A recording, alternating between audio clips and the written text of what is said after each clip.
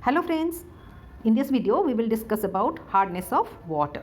This is an important topic both in theory as well as in practical. ये hardness आपके water chemistry और water technology के अंदर ही है, बहुत इजी और इंटरेस्टिंग है और एग्जाम्स में भी बहुत अच्छे मार्क्स मिलते हैं। ये वीडियो आप शुरू से एंड तक देखिए और समझिए ताकि वाइवा में आपको कोई भी क्वेश्चन का आंसर रटने की ज़रूरत नहीं पड़ेगी। इस हार्डनेस के अंदर पहले हम जानते हैं इसका डेफिनेशन और फिर types of hardness and how the hardness of water can be determined और डिटर्मिनेशन ऑफ हार्डनेस। पहले जानते हैं एक्चुअली ये हार्डनेस क्या है।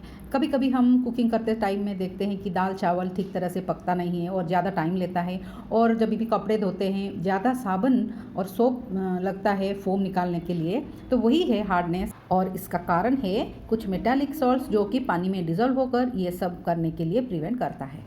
So, hardness can be defined as the presence of dissolved salts of magnesium, calcium and other metal ions in water that prevent the formation of lather or foam out of soap. अब देखते हैं types of hardness. There are basically two types of hardness. One is temporary hardness, the other one is permanent hardness.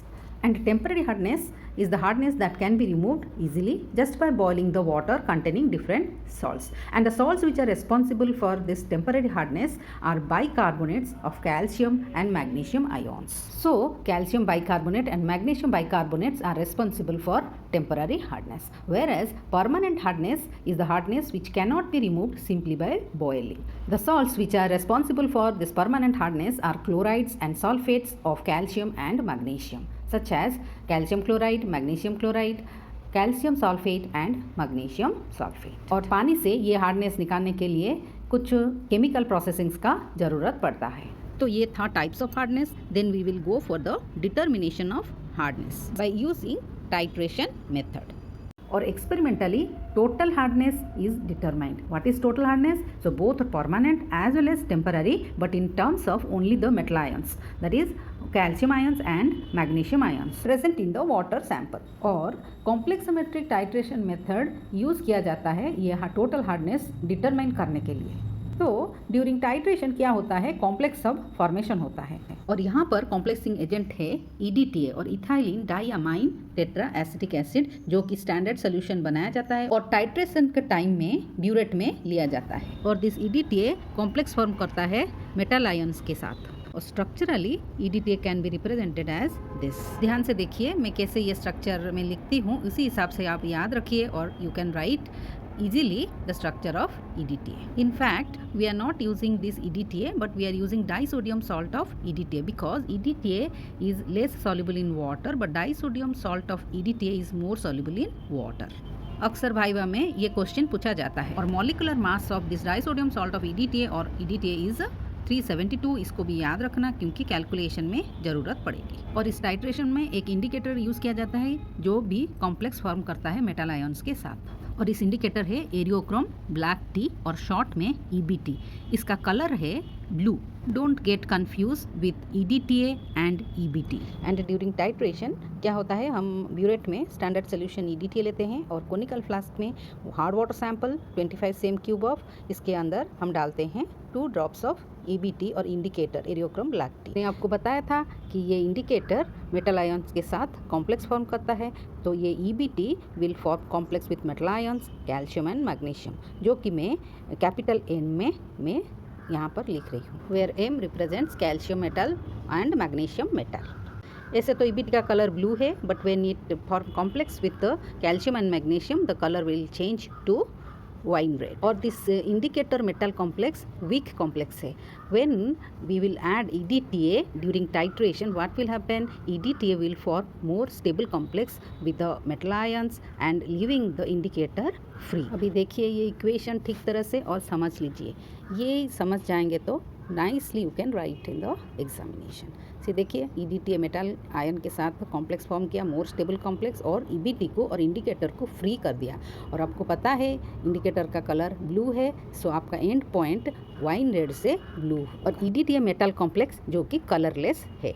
तो आपको and point मिल गया, तो आप titration बंद कर देंगे और वॉल्यूम ऑफ EDTA से हार्डनेस कैलकुलेट करेंगे। अभी चलिए देखते हैं कैलकुलेशन पार्ट। अभी तक जो भी ऑब्जर्वेशन मिला है चलिए देखते हैं। ऑब्जर्वेशन का फर्स्ट पार्ट है preparation of standard solution and second part is the titration। और standard solution is a solution whose strength is known। so ये जो standard solution हमने prepare किया है उसका molarity हम calculate करेंगे। और molarity of EDTA is equal to weight of EDTA taken in the volumetric flask divided by molecular mass of EDTA, that is 372 into 4। so यहाँ जो 4 मल्टीप्लाई किया हुआ है इसका रीजन है 250 cm³ ऑफ वॉल्यूमेट्रिक फ्लास्क। आपको तो पता है मोलरिटी कैलकुलेशन का फॉर्मूला क्या है, mass of the salt divided by its molecular mass into 1000 divided by volume. यहाँ पर वॉल्यूम 250 है, so after reducing 250 and 1000 will get 4। अभी देखते हैं titration. So from this titration we will get volume of EDTA consumed. Let the volume of EDTA consumed be x ml and the molarity of the EDTA solution be Zm। और hardness of water depend करता है amount of calcium and magnesium ion. यहाँ calcium carbonate both calcium and magnesium को represent करता है क्योंकि इसका molecular mass 100 है और फॉर इजी कैलकुलेशन हम लेते हैं। और 1000 cm³ of 1 molar EDTA equivalent to 100 grams of calcium carbonate, where 100 is the molecular mass of calcium carbonate. यहाँ पर EDTA कंज्यूम हुआ है x ml और cm³ और molarity of EDTA is Z molar। So x cm³ of Z molar EDTA would be equivalent to 100 by 1000 into x into Z, which would be equivalent to A grams of calcium carbonate. Actually this much of calcium carbonate is present in 25 cm³ of hard water sample. Now we will calculate for 1000 cm³ of hard water sample. So we will start with 25 cm³ of hard water sample contains A grams of calcium carbonate, then 1000 cm³ of hard water sample will contain A by 25 into 1000, which is suppose equivalent to B grams of calcium carbonate or B into 10 to the power 3 milligrams of calcium carbonate। आशा करती हूँ ये वाला step आपको समझ में आया होगा, conversion of grams to milligram. और 1000 cm³ मतलब है 1 liter। So 1 liter of hard water sample contains B into 10 to the power 3 milligrams or suppose C milligrams of calcium carbonate। Otherwise this C milligram is also known as C ppm of calcium carbonate। ppm क्या है, milligram पर litre. यहाँ पर C milligram of calcium carbonate present in 1 liter of hard water sample। और ppm का full form है parts per million. तो ये था आपका हार्डनेस ऑफ वाटर, इसका टाइप्स और how it is determined by complexometric titration method using standard EDTA solution and eriochrome black T with all the calculation and viva. अपना comments और feedback जरूर भेजना। अगर सब्सक्राइब नहीं किए हैं तो please subscribe this channel. Thanks for watching.